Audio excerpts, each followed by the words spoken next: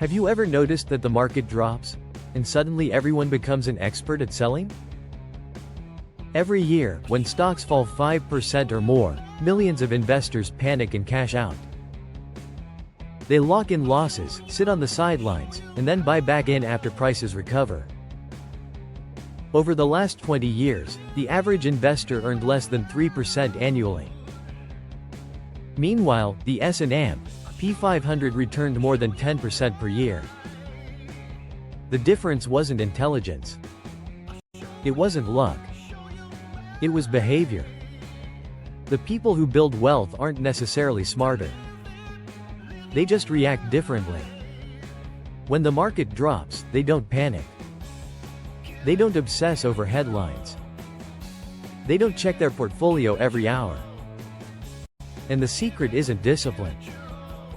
It's having enough money invested that market swings stop controlling your emotions. Most people think retirement starts when you save 25 times your annual expenses. That's the famous 4% rule. Spend $60,000 per year? You need about $1.5 million. Simple, right? Not exactly. The 4% rule was designed to answer one question. Will your money last? It was never designed to answer, will you actually feel comfortable? Imagine crossing the Atlantic Ocean in a small fishing boat. You have enough fuel. The engine works. The weather looks okay. Will you probably make it? Yes. Will you be relaxed? Absolutely not. That's what retirement at the bare minimum feels like. You're technically safe. But every market crash feels like a threat. This is where most investors get stuck. They reach the number they were told to reach. Yet they're still stressed every time the market falls. Because surviving and feeling secure are two completely different things. That's why there are really 3 retirement levels. Level 1 is the survival line. About 25 times your annual expenses. You can probably retire. But you'll still worry. Level 2 is the calm line. About 30 times your annual expenses. This is where market crashes become annoying instead of terrifying. You have breathing room. You can wait for recoveries instead of making emotional decisions.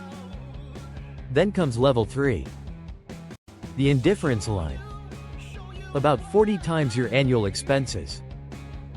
At this point, even major bear markets don't change your lifestyle. The storm is happening. But you're watching it from a cruise ship instead of a fishing boat. Here's why this matters. One of the biggest risks in retirement isn't average returns. It's bad timing. A major market crash during your first few retirement years can permanently damage your portfolio.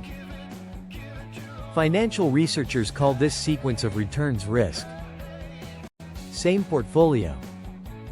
Same average returns. Different timing. Completely different outcomes. That's why building a cash buffer is so important.